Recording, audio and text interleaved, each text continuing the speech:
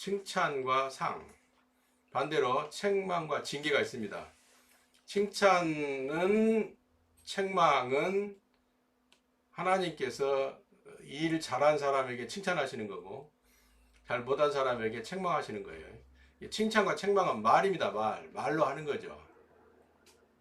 상과 징계는 따라오는 부상 혹은 그 심판의 결과로 찾아오는 고난을 얘기하는 거예요.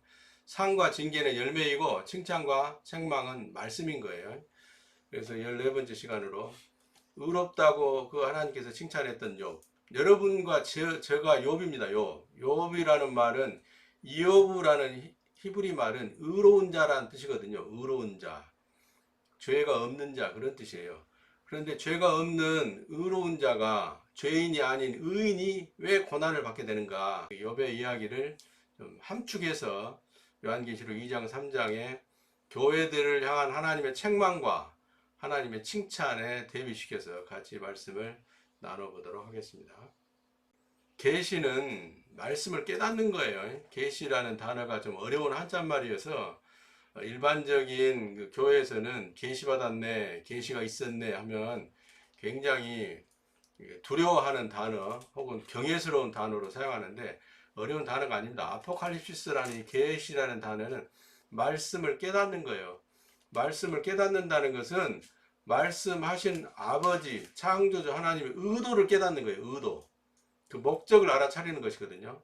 그러기 위해서 말씀을 배워서 우리 아버지의 의로우심과 선하심을 사람들 앞에 많이 드러내 보이는 것, 그것을 깨닫는 것, 이것이 계시라는 거예요. 우리가 복을 받아야 하므로 또 말씀을 거스르지 않아야 복을 받는 기본이 되기 때문에 말씀을 읽고 듣고 신뢰하여 지키기를 계속하는 자가 복을 받기 때문에 이 하나님의 말씀을 잘 깨닫는 계시가 있어야 될 줄로 믿습니다.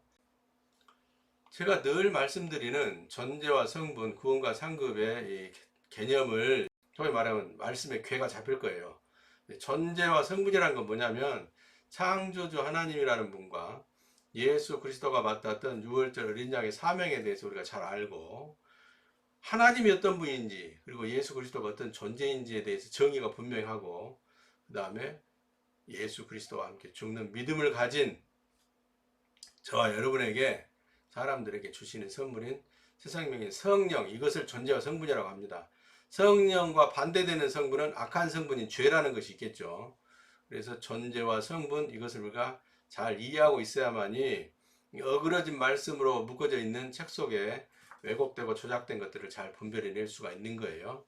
구원과 상급은 누구든지 고난이 없이는 죄인이라는 걸 알지를 못합니다.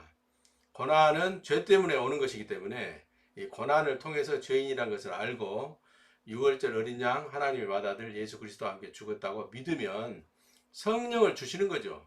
성령을 받으면 옛사람이 끝나버리고 죽어버렸고 새 사람으로 태어나는 거예요. 죄를 사하고 용서하고 이런 게 아닙니다. 완전히 새로운 피조물로 태어나는 거예요. 새 사람, 의인으로 태어나는 거죠. 그러니까 비록 부족하고 실수가 많고 허물도 있고 죄를 짓는다 할지라도 그 얻은 영생을 빼앗기지는 않습니다. 영생은 빼앗기지 않으나 이제 네 번째로 중요한 거는 아버지를 위해서 일을 할 때 언약의 상을 받는 거예요. 이게 중요합니다.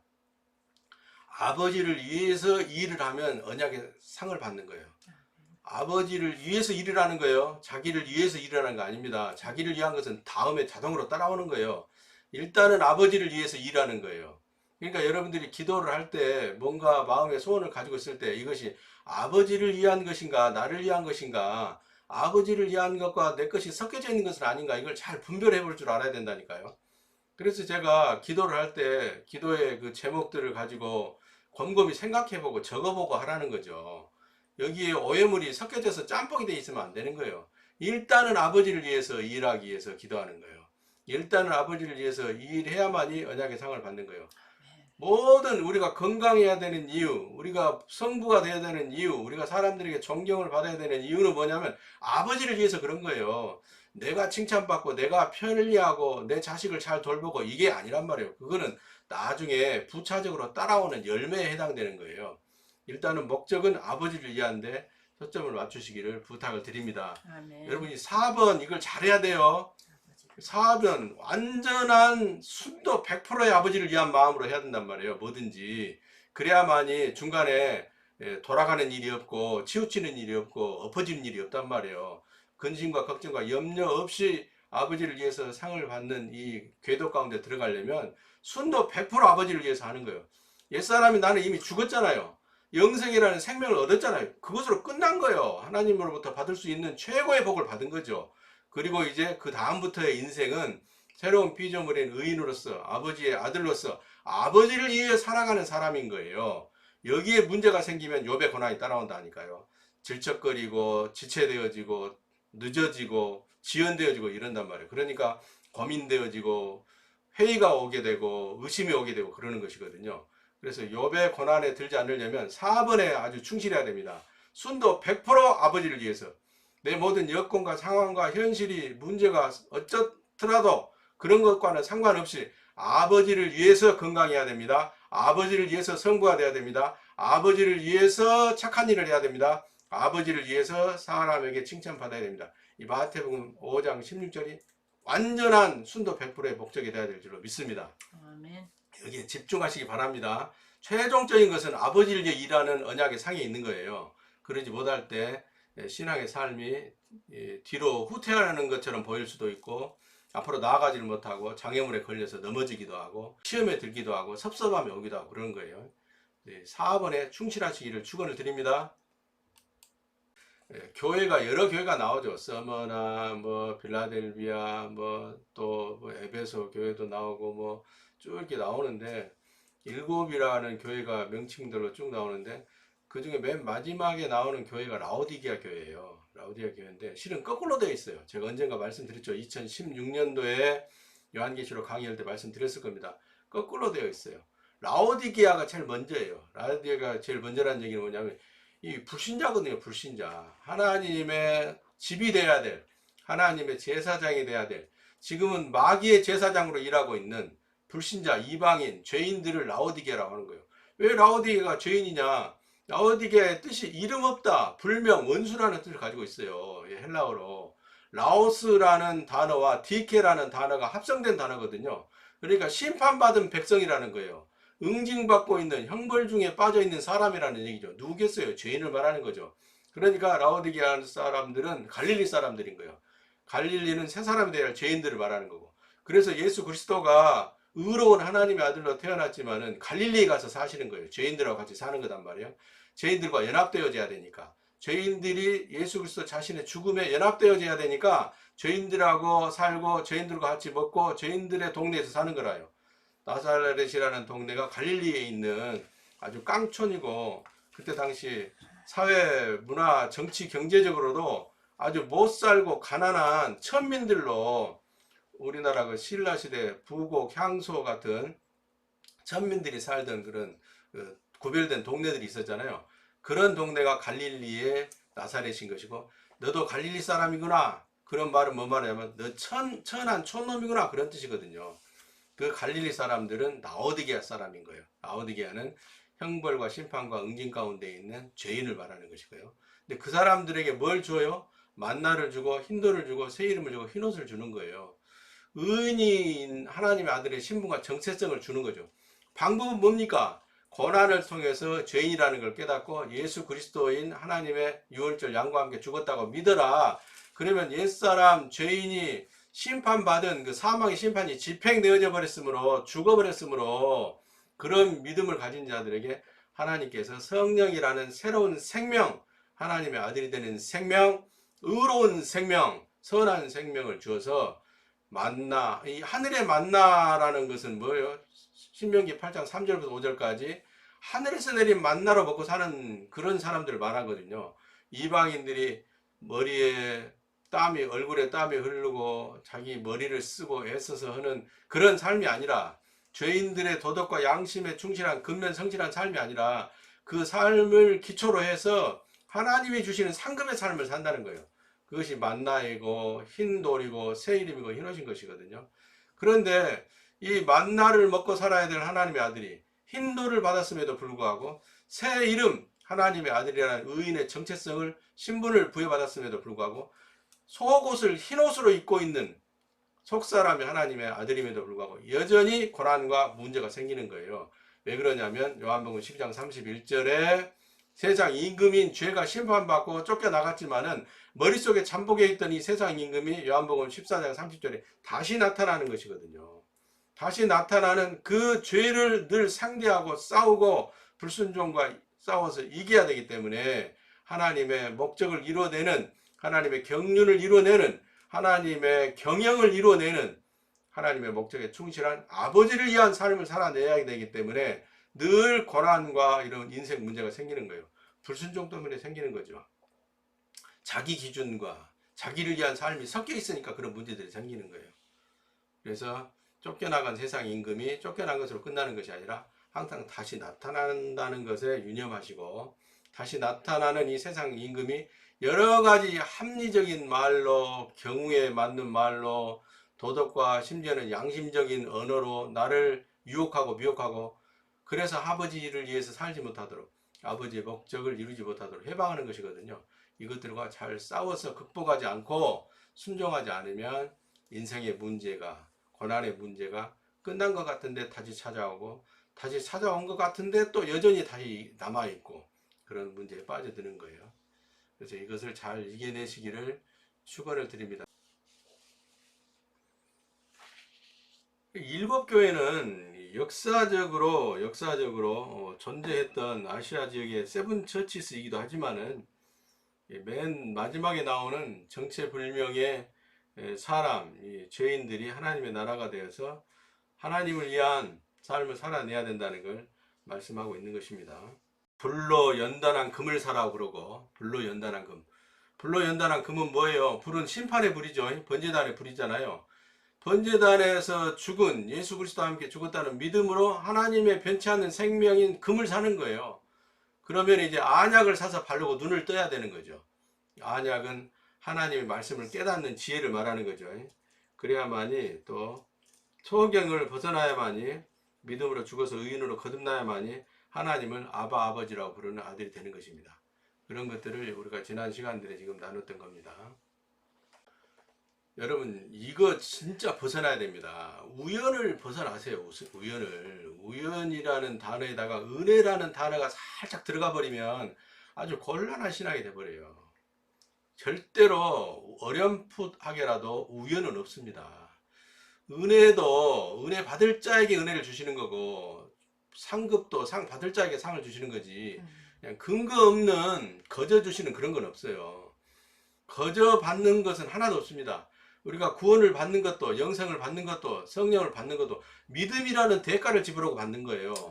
죄인이라는 고백, 자기를 낮춤, 죄인이라는 것을 깨닫는 것에 더하여 예수 그리스도와 함께 죽었다고 믿는 거예요. 그 믿음을 대가로 은혜로 주시는 성령을 받는 것이지, 아무 근거 없이 이유 없이 대가를 치르지도 않았는데 그냥 주는 건 없어요. 그래서 우연스러운 은혜 이런 것도 빼버리시라고. 완전히 여러분의 신앙에서 이걸 제거해야 됩니다.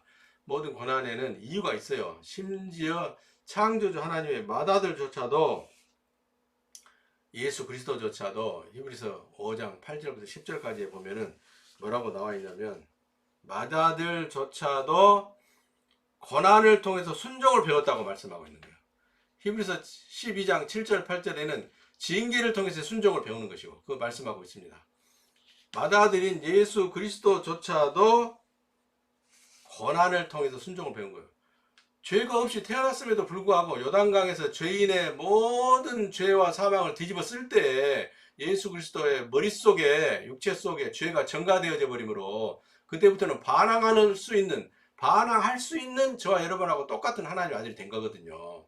그러니까 예수 그리스도도 고난을 통해서 순종을 배웠다는 거예요. 그런 것들이 복음서에 구체적으로 등장하지는 않지만은 예수를 묘화시키기 위해서, 예수를 높이기 위해서 그런 삼위일체적인 조작 가운데서 기록되어져 있는 부분이 없지만은, 자세히 뜯어보면 왜 예수 그리스도께서 자기 집이 있음에도 불구하고, 자기 어머니와 형제간들이 있음에도 불구하고 자기 집을 나와서 풍찬 노숙하며 걸식하면서 죄인들의 집에 들어가서 마치 얻어먹는 그런 모습도 보이고, 또 감람산에 가서 노숙하시는 모습도 보이고 그러잖아요. 그런 것들이 다 고난을 통해서 순종을 배우는 거예요. 고난을 통해서 예수 그리스도조차도 아버지의 말씀을 더 깊이 깨달아 알아가는 것이죠. 고난에는 반드시 이유가 있다. 섭섭하게 들지라도 어쩔 수가 없는 하나님의 진리입니다. 이것이. 이게 처방이에요. 하나님의 처방이라고요. 그래서 하나님은 우리를 제사장의 직분을 잘 수행하여 살으라고 하는 거죠. 제사장의 직분. 이사야서 61장 6절은 하나님의 봉사자라, 하나님의 제사장이라, 여호와의 봉사자라, 그런 단어가 나오죠. 로마서 12장 1절에는 몸으로 산 제사를 드리는 거예요. 우리 삶으로 하나님을 기쁘시게 하는 제사를 드린다는 얘기거든요. 우리 삶으로 드리는 제사는 번제의 제사를 말하는 게 아니고 화목제의 제사를 드리는 거예요. 로마서 15장 16절에 말하는 복음의 제사장으로서 이방인, 불신자, 사망에 빠져있는 자들을 하나님 앞으로 끌어내는 봉사자의 일을 하는 거예요. 그 화목제, 내가 먼저 하나님과 화목하게 되었으니 아직 하나님과 은수된 자들을 나처럼 화목하게 하는 그 일로 내가 쓰임받는 거죠. 그것이 베드로전서 2장 9절의 얘기인데, 이것은 구체적으로 말하면 하나님의 선하심을 사람들에게 보여주는 거예요. 하나님의 선하신 손길로 내가 다가가는 거예요. 가난한 자와 고아와 이방인과 객들을 살피고 그들에게 심고 흘려보냄으로 말미암아 구체적인 하나님의 지시를 이행함으로 말미암아 하나님 앞으로 끌어내는 일을, 고난 중에 있는 자를 하나님의 율례와 말씀을 깨닫는 길로 인도해 내는 것이 우리 제사장의 직분인 것이죠. 길을 잃어버린 자, 위치를 이탈한 자, 빗나가버린 자들을 하나님 앞으로 이끌어내는 거예요. 거기에 여러분 가장 기본적인 게 로마서 13장 1절입니다. 제사장의 직분에 제일 먼저 우리가 유념해야 될 것은 인간적인 기본적인 법과 덕목을 잘 지키는 거예요. 이것이 지난주에 설명한 죄의 문제입니다. 죄의 문제. 하나님의 아들은 이 죄를 떠나야 돼요. 죄를 더 이상 지으면 안 돼요. 아주 사소한 경범죄부터 시작해서 도덕과 양심에 저촉되는 문제들까지 이걸 지으면 안 된다니까요. 이 로마서 13장 1절이 그걸 말하고 있는 거예요. 위에 있는 모든 권세들에게 복종해라. 나라의 법을 잘 지켜라. 인륜 도덕적으로 사회 공동체가 가지고 있는 그 규범을 잘 지켜라. 이걸 지키지 않으면 제사장이 직분에 수행할 수 있는 자격이 없는 거예요. 신부는 하나님의 아들이나 제사장의 직분을 수행할 수 없게 되는 거죠. 그래서 이거 1번 아주 이거 명심해야 됩니다. 이건 치사한 죄들이에요. 치사한 죄들. 유치한 죄들이 절대 빠지면 안 된다니까요. 그래서 절대 남을 속이려고도 하지도 말고 국가의 법에 항의하려고 하지도 말고 하나님께서 허용하신 모든 권세들, 법들, 도덕과 양심에 우리가 충실할 때에 제사장의 직분을 행할 수 있는 준비가 되는 거예요. 많은 사람들이 오해하고 있습니다. 마가복음 16장 17절 18절 우리 한번 같이 읽어보겠습니다. 믿는 자들에게는 이런 표적이 따르리니 곧 저희가 내 이름으로 귀신을 쫓아내며 새 방언을 말하며 뱀을 집으며 무슨 독을 마실지라도 해를 받지 아니하며 병든 사람에게 손을 얹은 즉 나으리라 하시더라.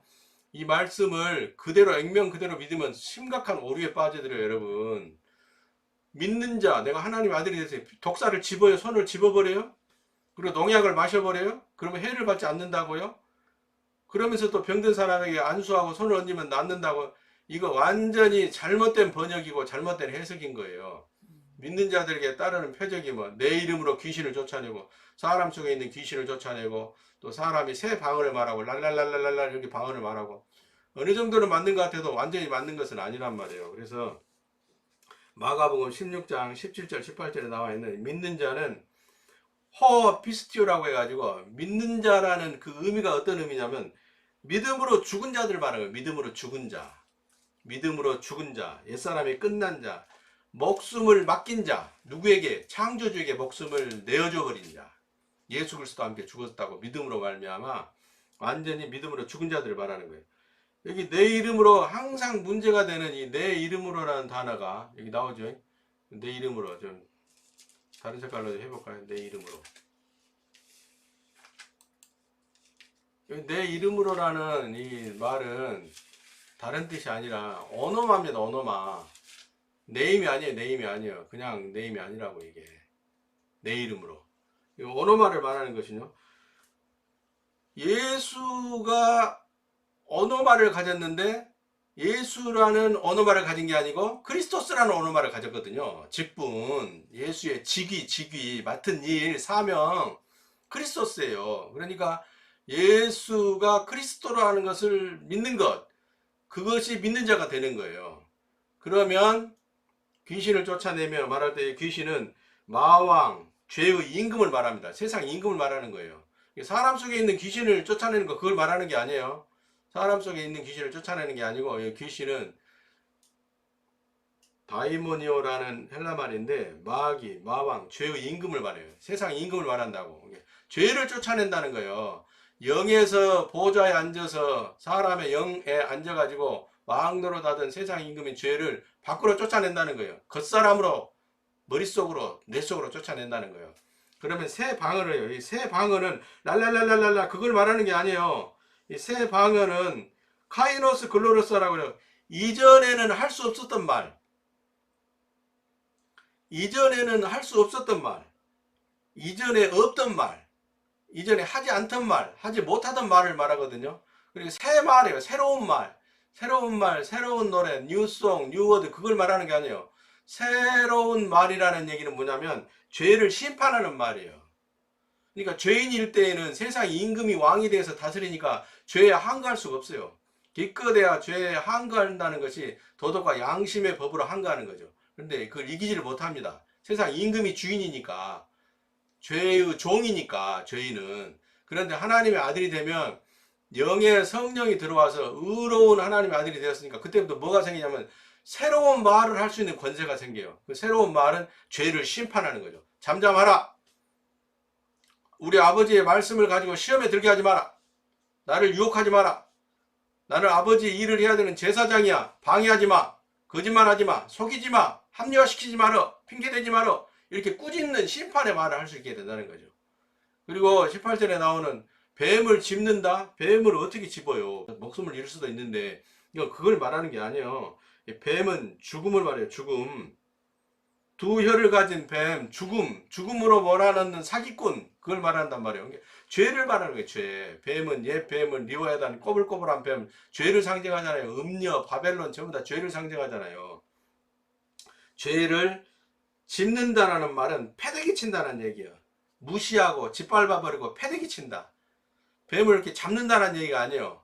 뱀을 제압한다 그런 의미는 되지만은 뱀을 짚는다 그런 의미는 아닌 거예요. 찌개처럼 뱀을 잡았다가는 큰일 나죠. 안 되는 거예요. 독이라는 말은 죽음을 말해요. 죽음. 영생을 얻은 하나님의 아들은 다시는 죽음을 보지 않습니다. 육신은 죽어도 영의 속사람 하나님 나라 영생을 얻어 가는 거죠. 독을 마신다. 그것은 죽음을 극복했다. 죽음과 하나 되지 않는다. 그걸 말하는 거예요. 이거 이제 같이 말씀 나눌 기회가 되면 세세하게 풀어서 알려드리겠습니다.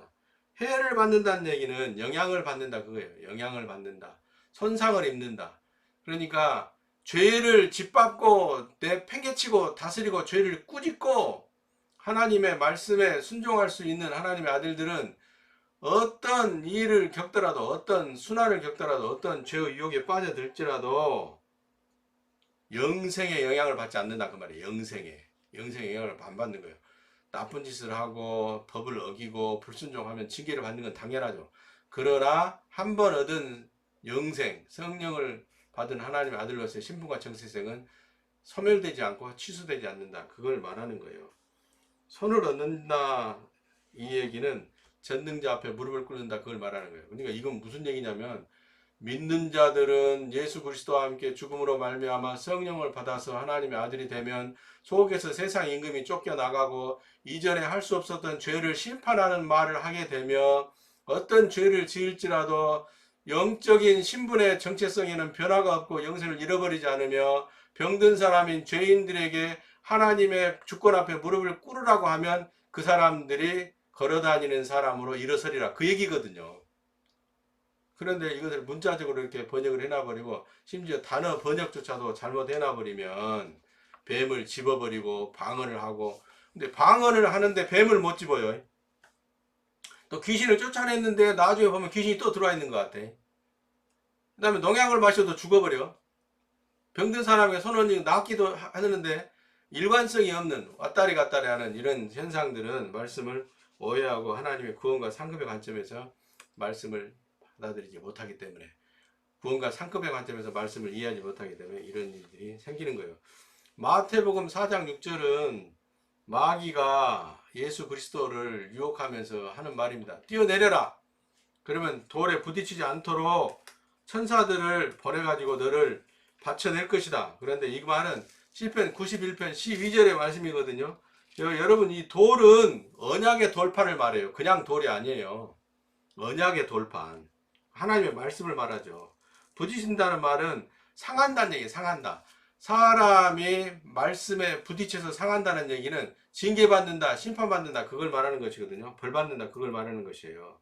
그러니까 하나님의 아들일지라도 말씀을 잘 지키고 죄의 문제에 빠져들지 않고 하나님께 순종하여 의의 열매를 맺는 심고 거두는 일에 열심을 내야 된다. 그런 의미인 거예요. 그런데 마귀는 이 말씀을 문자적으로 갖다가 쓰죠. 너 뛰어내려봐. 사자가 돌에 안 붙이도록 받아준다고 했잖아. 그러니까 예수 그리스도가 하는 말이 무슨 말이에요? 너 하나님의 말씀을 너 마귀야 시험하지 마라 그러잖아요.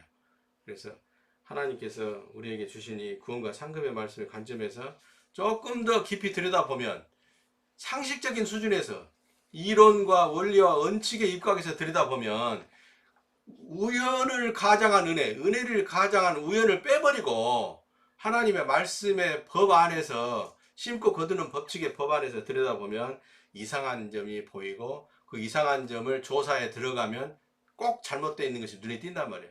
그것이 말씀을 조사하고 정리하고 새롭게 복원시켜 나가고 제가 하는 일이 그거란 말이에요. 여러분들도 충분히 할 수 있는 거예요. 저만 할 수 있는 거 아닌 거예요. 그래서 원어와 그 원어적인 의미의 다양한 스펙트럼 속에서 하나님의 구원과 상급의 관점에서 해석을 가져다가 아버지의 경륜의 말씀에 맞게 우리 아버지의 경영하시는 목적에 맞게 말씀을 재조립하면 저와 여러분이 죄를 극복한 하나님의 제사장으로서의 직분을 성실히 수행하여 이제 심고 흘려보내는 일에 충성할 수 있는 상급을 많이 받는 고토에서 이 고토가 이 땅이거든요. 이 땅. 하나님의 나라는 새하늘과 새 땅인데 거기는 이제 우리가 새하늘과 새 땅이 되었지만 또 들어갈 하나님의 나라인 것이잖아요. 이 고토, 옛사람 죄인들이 살고 있는 이 고토에서 배나 받게 되는 이사야서 61장 7절의 말씀이 이루어지는 거예요. 그러기 위해서는 첫 번째 인간의 기본적인 법과 덕목을 잘 지켜야 됩니다. 이걸 극복하지 않고 여기에 잡혀가지고 자꾸 끌려다니면 하나님의 제사장의 직분을 수행하는 그 반차에 올라올 수가 없어요. 24반차 안에 들어와야 될 거 아니에요. 그래야 하나님께서 맡겨준 일을 성실하게 수행할 수 있죠. 저 여러분 이미 1번 덕목을 다 벗어난 사람인 줄 믿으시기를 확실히 부탁을 드립니다. 아멘. 두 번째 제사장의 직분은 이제 두 번째 것을 수행해야 불순종하지 않고 심고 뿌리고 해야 거둬들인 거예요. 이것들이 이제 설명하고 있는 구절들이 누가복음 11장 42절부터 쭉 나와 있는 구절들입니다. 누가복음 11장 42절은 바리새인들 얘기잖아요. 바리새인들도 뭘 해요? 11조와 헌물을 한단 말이에요. 기본적인 재정의 보호막에 해당되는 11조와 헌물을 하지 않는데 어떻게 하나님께서 재정의 보호막을 쳐주시고 황충과 동록을 금해 주시겠어요? 이거 기본이죠. 말라기서 3장 10절의 얘기는 11조를 할 때에 하나님께서 심고 거두는 기회와 능력을 주신다는 얘기잖아요. 어찌 하나님의 것을 도둑질하느냐, 네 마음대로 네가 쓰느냐, 11조를 이렇게도 쓰고 저렇게도 쓰고 하는 아주 변칙적인 신앙을 가진 사람들이 있단 말이에요. 그런 것들이 다 포함해서 하나님의 것을 도둑질하는 거예요.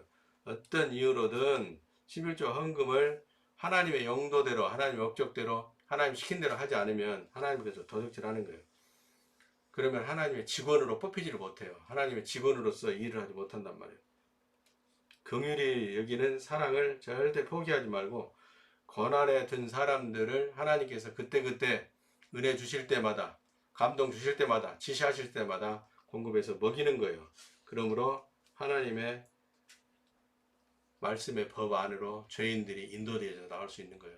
고난에 든 사람을 불쌍한 마음으로 도덕과 양심에 끌려서 동정심으로 하지 말기를 축원을 드립니다. 이게 욥이 했던 고난이 이유가 그거거든요. 욥의 고난의 이유가 그거예요. 그래서 하나님께서는 고난을 죄의 결과로 겪게 하시고 그 고난을 겪을 때 말씀을 만날 수 있는 기회를 주시거든요. 그때 하나님께서 우리에게 명령하시는 거예요. 그러니까 내 것이라고 착각하고 또 아버지의 것이지만 내 마음대로 내 마음에 하나님께서 동정심을 주셨다 하고 확인이 되지 않는 상태에서 하게 되면은 욥의 고난에 들어가게 되는 거예요. 이게 참 주의해야 됩니다. 신명기 14장 29절의 말씀은 레인과 과부와 객들을 먹이는 일에 충실하라 그 말씀인 것이죠. 이게 우리 이제 그 예배 마칠 때마다 보내드리는 영상 속에 있는 것들입니다. 잠언서 19장 17절, 잠언서 11장 24절, 고린도후서 9장 6절, 갈라디아서 6장 7절부터 9절, 신명기 14장 29절, 잠언서 11장 25절 이런 말씀들이에요. 가난한 자를 불쌍히 여기는 것은 여호와께 꾸이는 것이니 그 선행을 갚아 주시리라. 일반적인 룰입니다. 그런데 이 일반적인 룰에 대해서 하나님의 구체적인 지시를 받으시기를 부탁을 드립니다. 하나님의 구체적인 감동을 받고 행동하시기를 부탁을 드립니다. 내가 그냥 불쌍해서 내 감동으로 내 동정심으로 내 연민으로 하면 하나님의 일을 오히려 회방하는 수가 있단 말이에요. 그래서 때가 된 고난 속에 있는 자, 때가 된 고난 속에 있는 자, 이제 하나님을 만날 만한 준비가 된 고난 속에 있는 자들에게 하나님께서 문을 열어주시는 거예요. 어떤 문을? 우리가 심고 흘려보내는 씨앗으로 말미암아 말씀 앞으로 나갈 수 있는 문을 열어주시는 거예요. 이걸 잘 해야만이 제사장의 직분을 하나님 나라의 직원으로서 잘 충실하게 이행할 수가 있는 것입니다. 자, 여러분들이 그동안 많이 궁금해하던 의인의 고난, 의인의 고난에 대해서 얘기하고 있죠. 시편 34편 19절 사모님 찾아서 한번 읽어보세요. 의인은 고난이 많으나 여호와께서 그 모든 고난에서 건지시는도다. 의인이 고난이 많은 거예요. 의인이. 악인은 고난 속에 있기 때문에 고난이 많고 적고 분량을 정할 수가 없어요. 악인은 그 삶 자체가 하나님 앞에 죄거든요. 잠언서 24장 1절에도 너는 악인의 형통을 부러워하지 말며 그와 함께 있기도 원망하지 말지어다. 19절에 행악자의 득이함을 인하여 분을 품지 말며 악인의 형통을 부러워하지 말지어다. 잠언서 21장 4절에도 눈이 높은 것과 마음이 교만한 것과 악인의 형통한 것은 다 죄니라 그러잖아요. 그러니까 악인은 형통해도 죄라니까요. 그러니까 악인은 고난 속에서 고난의 형통을 겪는 거예요. 이상한 말 같아도 고난 속에서 고난의 형통을 겪는다니까요. 결국은 다 소멸되고 말할 것들이잖아요. 그런데 의인에게 고난이 있는 거예요. 의인이 고난이 많은 거예요. 그 의인은 왜 고난이 많냐면 섬세하고 세밀한 하나님의 경향하심과 경륜을 이루어야 되기 때문에 하나님 말씀에 순종해서 하나님의 것으로 알고 하나님의 봉사자로서 일을 해야 되니까 고난이 많은 거예요. 이거 오해하지 않으셨으면 좋겠어요. 하나님께서 우리에게 주신 모든 시간과 생명과 의복과 먹는 것과 입을 것과 쓸 것과 모든 재물들은 하나님의 것이에요. 우리 아버지의 것이라니까요. 그걸 통해서 아버지를 위해서 일을 하는 것이거든요. 근데 자기를 위해서 써버리거나 자기 감정으로 일을 해버리거나 자기 동정심으로 베풀어버리거나 하면 욥의 고난에 들어가는 거예요. 욥기서 31장 16절부터 35절까지는 욥이 하는 말이 그겁니다. 내가 뭘 잘못했습니까? 나 우리 집에 일하는 종들에게도 야박스럽게 안 했거든요. 고아나 과부나 객들을 헐벗고 있을 때 입히는데 주저하지 않았고 굶고 있을 때 양식을 내어서 먹이는 거 주저하지 않았습니다.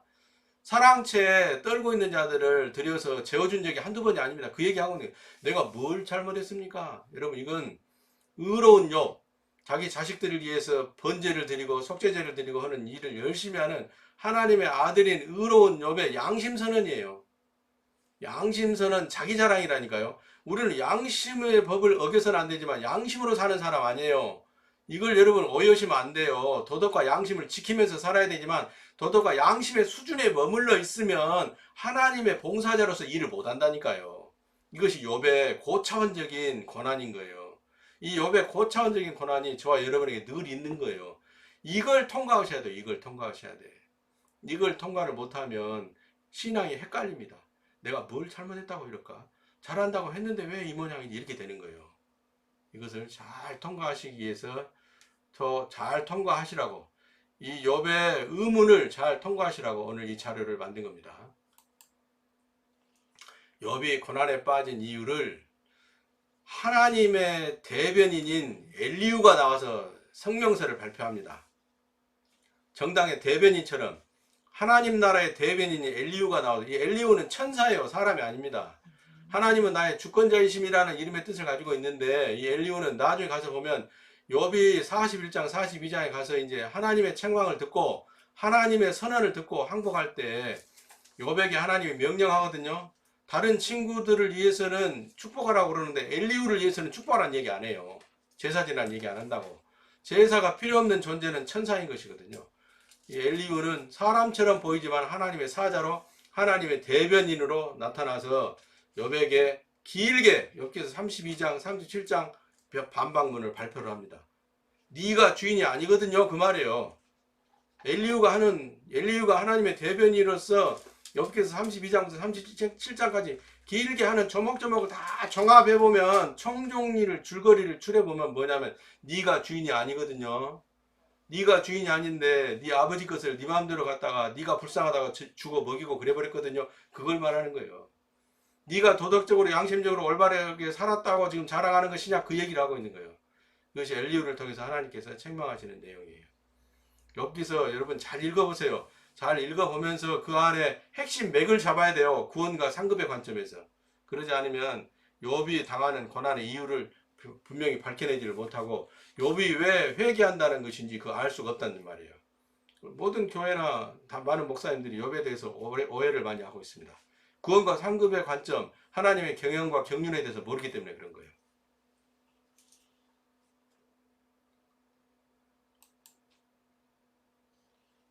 37장까지 32장부터 37장까지 대변인을 통해서 성명서를 발표하고 나서도 하나님이 시원찮으니까 직접 나서서 말씀하셔요. 물론 천사를 통해서 대변하시는 것이지만은 하나님이 직접 나서서 욥기서 38장부터 41장까지 말씀하시는 거예요. 요점이 뭐냐면 대장부처럼 허리를 묶고 나한테 대답해라는 말이에요.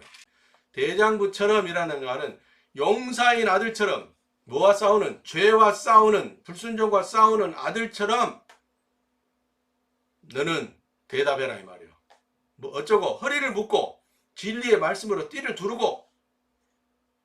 베드로가 젊어서는 시퍼렇게 육신이 살아있을 때는 겉사람으로 행세하던 죄인일 때에는 자기 마음대로 종교적으로 도덕적으로 양심적으로 선한 일을 한다고 살았지만은 요한복음 21장 18절 얘기가 이 얘기거든요. 요 베드로가 젊었을 때는, 옛사람이 시퍼렇게 살아있을 때는, 죄인일 때에는 도덕과 양심의 법 안에서 자기 멋대로 이 사람 도와주고 저 사람 도와주고 착한 일 의로운 일 많이 했다 이거예요. 욥처럼. 그런데 요한복음 21장 18절에서 예수 그리스도가 말씀합니다. 이제는 다른 사람이, 타자가 하나님이신 우리 아버지가 너에게 띠를 둘러줄 것이다. 너를 부끄럽지 않게 하시고 진리의 말씀으로 너를 띠를 둘 것이니 네 뜻대로 살지 말고 옛사람의 뜻대로 살지 말고 아버지의 뜻대로 살아라. 그 진리의 띠를 둘러주는 거예요. 이것이 에베소 6장 14절에 진리로 띠를 뜨고 성령의 검을 가지고 믿음의 방패를 가지고 싸우라는 거예요. 불순종과 싸우고 죄와 싸우고 그 결과로 뭘 하라고? 하나님의 뜻에 따라 고난에 든 자들에게 심고 흘려보는 거 하라는 거예요. 그래야만 언약의 상급을 받는다는 얘기죠. 욥에게 하나님께서 직접 나서서 말씀하시기를 네 것을 네 마음대로 써버렸잖아. 그것이 아니고 내 것을 네 마음대로 써버렸잖아. 그거예요. 내 것을 네 것으로 착각하고 쓰는 것은 아니었는데 내 것인 걸 알면서도 네 마음대로 써버렸잖아. 그걸 말하는 거예요. 우리가 옛날에 한번 말씀 나눴던 누가복음 10장 8절에 옳지 않은 청지기의 비유, 역비유입니다. 역비유. 이것은 거꾸로 비유하시는 거예요. 반대 비유. 옳지 않는 청지기, 빚진 자들을 불러서 빚을 탕감해주는, 빚을 줄여주는, 빚진 자를 빚을 탕감해준다는 얘기는 하나님 앞으로 끌어낸다는 얘기 아니에요. 선한 도구로 하나님의 구체적인 지시를 받아서 심고 흘려보낼 때 이런 일들이 있어진다는 얘기죠. 욥의 고난은 의인의 고난입니다. 의인의 고난은 저와 여러분이 우리 멋대로 좋은 일을 할 때 생기는 고난이에요. 이게 참 아이러니컬한 고난인 것이죠. 그런데 이런 고차원적인 하나님의 아들로서의 삶을 살아내야 된다는 얘기예요. 도덕, 양심의 법에 따라 살아가는 종교인으로서는 감히 엄두도 못 내는 일입니다. 그래야만이 하늘의 보고를 열어서 고토에서 배나 얻는, 제사장의 직분을 수행할 때 얻는 복이 있는 거예요. 욥이 반성합니다. 욥기서 42장 2절에 무소불능하시니라는 말이 나오거든요. 무소불능, 잘못 번역된 단어입니다. 모든 것이, 작정하신 모든 것이라는 얘기예요. 무소불능하다는 얘기예요. 작정하신 모든 것을 아버지의 목적에 맞게 하시니 다 이루어집니다. 그걸 말해요. 아버지의 목적이 뭐예요? 아버지의 의로움과 아버지의 선하심을 아버지의 아들인 나를 통해서 아버지의 구체적인 지시를 통해서 드러나게 하는 거죠. 이것이 마태복음 5장 16절의 얘기인 것이잖아요. 경영이라는 말은 머짓말하는 히브리 말인데 아버지의 목적이에요. 그냥 아버지가 목적을 정한 거 아니에요. 국가 예산을 집행할 때에도 경제 기획 담당하시는 분들이 정부에서 국회에다 제출해서 국회에서 예산 법을 통과시켜요. 국회에서 매년 국가 예산의 법을 통과시키는 거예요. 국회는 입법부잖아요. 그런 것처럼 아버지가 하시고자 하는 일의 목적도 법에 정해졌다는 거예요. 이게 말씀에 정해져 있는 거예요. 어떻게 이루어 가시는지, 어떤 방법으로 하실 건지, 누구를 통해서 하실 건지 구체적으로 다 정해져 있는 거예요. 그냥 규모 없이 멋대로 은혜대로 막 하는 거 아니에요. 우연히 하는 게 아니란 말이에요. 이것이 이제 신약으로 넘어오면 에베소서 1장 9절에 처음 등장하는 단어가 경륜이란 단어인데, 경륜의 비밀이라는 단어 속에서 나오는 건데 오이코노모스라는 거예요. 이 가문을 위한 일이에요. 하나님 나라인 하나님의 가문을 위한 일을 위해서 하나님께서 법을 정해놨다는 거죠. 가문의 영광을 위해서. 오이코노모스라는 단어는 오이코스라는 집안, 가정, 가문이라는 단어 플러스 노모스라는 율법, 법이라는 단어가 합성된 단어예요. 그러니까 하나님의 나라는 말씀의 법에 따라서 아버지의 의롭고 선하신 목적을 이루어가는 것들이 다 규정된 거예요. 규정된 그것이 엘 샤다의 언약의 법이라는 얘기예요. 그걸 모르고 규모 없이 욥이 자기 멋대로 가난한 자를 갖다 퍼다주고 추워 보이는 자에게 옷도 가서 퍼다주고, 제가 언제 그 전도사님한테 그 옷 한 벌 사주고 아주 엄청난 창피당한 얘기 해줬잖아요. 내 의대로 욥의 의로 한 거예요. 도덕과 양심의 범위 안에서 지 멋대로 한 거란 말이에요. 지가 칭찬받을 것이라 착각한 거라니. 여기에 빠져들면 안 된다니까요. 여러분들 그 간증 다 기억하시죠? 제가 대학원 다닐 때 추워 보이는 전도사한테 옷 한 벌 사줬다가 아주 엄청난 창피당하고 회개하고 반성하고 무릎 꿇고 용서 빌었다고 그랬잖아요. 그 고난이에요. 그 고난. 그 고난을 우리가 들어가서는 안 되는 거예요. 그래서 욥의 고난을 절대로 거부하고 작은 것 하나라도 늘 아버지의 의견을 묻고 아버지의 뜻대로 구체적인 시간과 구체적인 장소와 구체적인 사람을 지목해 주실 때 하나님의 흘러가심이, 하나님의 심으심이, 내가 대행하시는 하나님의 씨앗 심으심이 하나님의 농사가 집행되어지는 거거든요. 그럴 때 이사야서 61장 7절에 고토에서 배나 얻고 열방의 모든 재물을 먹으며 시편 2편 8절의 말씀이 이루어지는 거예요. 할렐루야.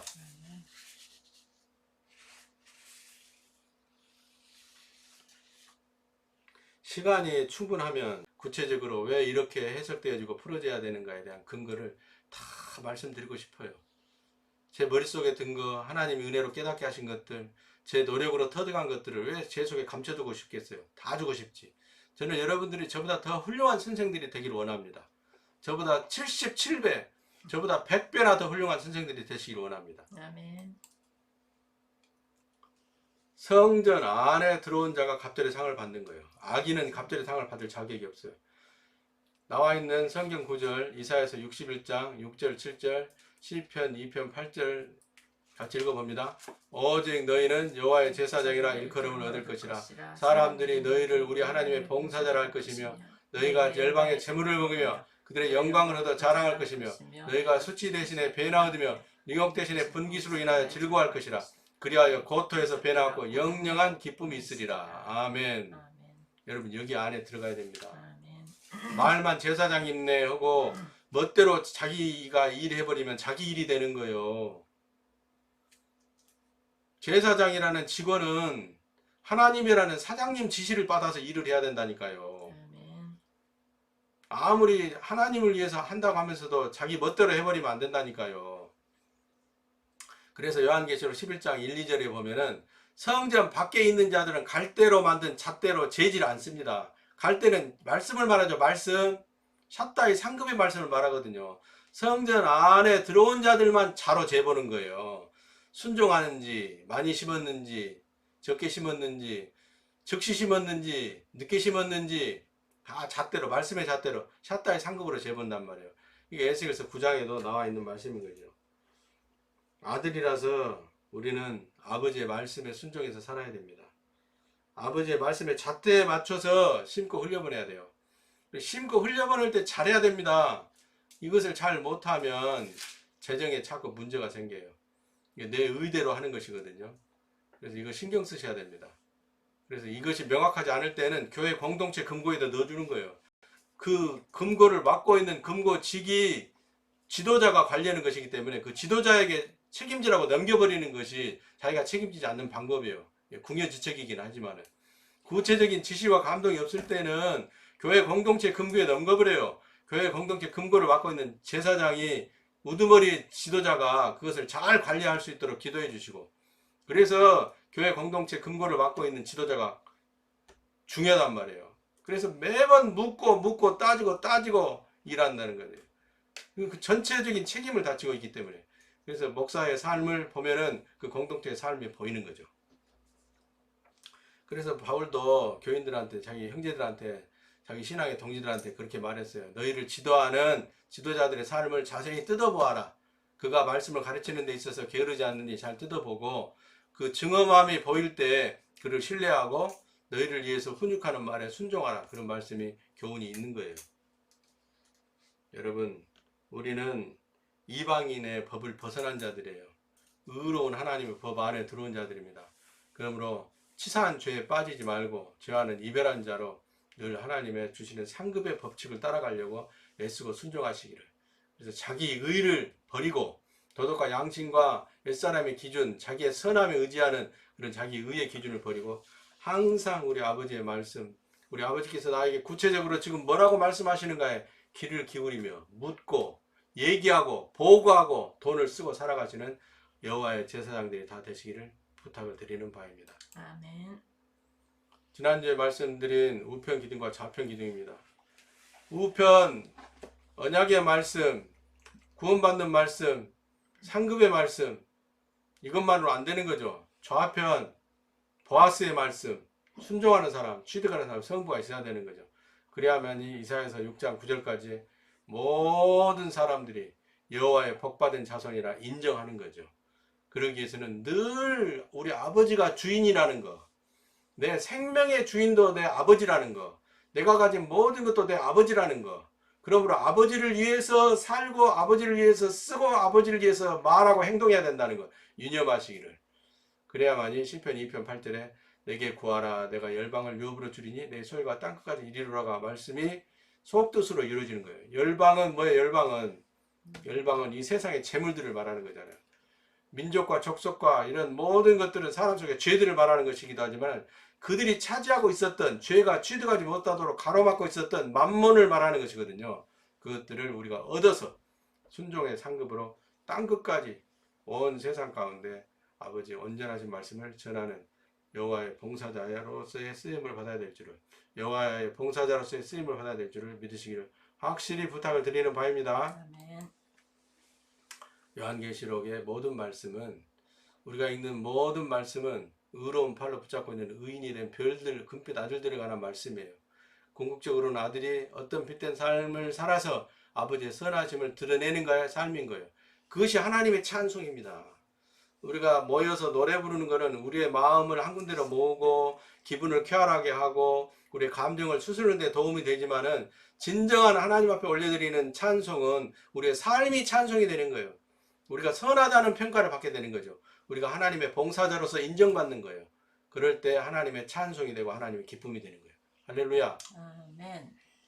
예, 마태복음 5장 16절인데, 예, 5장 16절인데 그런 것 같아요. 오타임 같아요. 5장. 마태복음 5장 16절. 네. 그렇죠? 네. 빛과 소금에 관한 말씀. 네. 이런 아무리 꼼꼼하게 살핀다고 해도 이런 실수들이 나온다니까요. 여호와의 말씀이 삶의 기준이다. 경륜을 이루게 합니다. 경륜. 오이코노모스.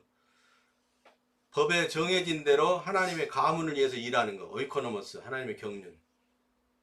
공의가 먼저고 그 다음에 깨닫는 것이다. 깨달았으면 돌이켜야 된다. 그리고 바른 길로 실천하고 가야 된다. 돌이키고 가만히 있으면 안 되는 거예요. 바른 길로 계속해서 가야 되는 거예요. 예.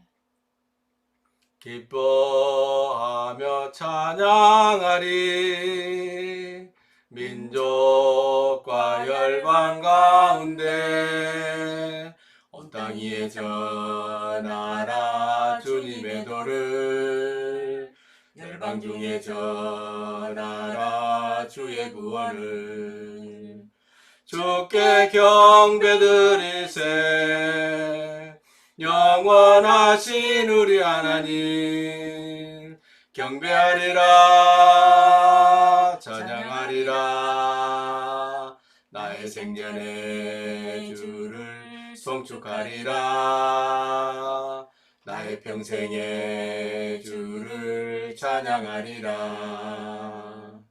주께 경배드리세. 영원하신 우리 하나님 경배하리라 찬양하리라. 나의 생전에 주를 송축하리라. 나의 생전에 주를 찬양하리라. 함께 합시다. 기뻐하며 찬양하리. 민족과 열방 가운데 온 땅 위에 전하라 주님의 도를. 열방 중에 전하라 주의 구원을. 주께 경배드리세. 영원하신 우리 하나님 경배하리라 찬양하리라.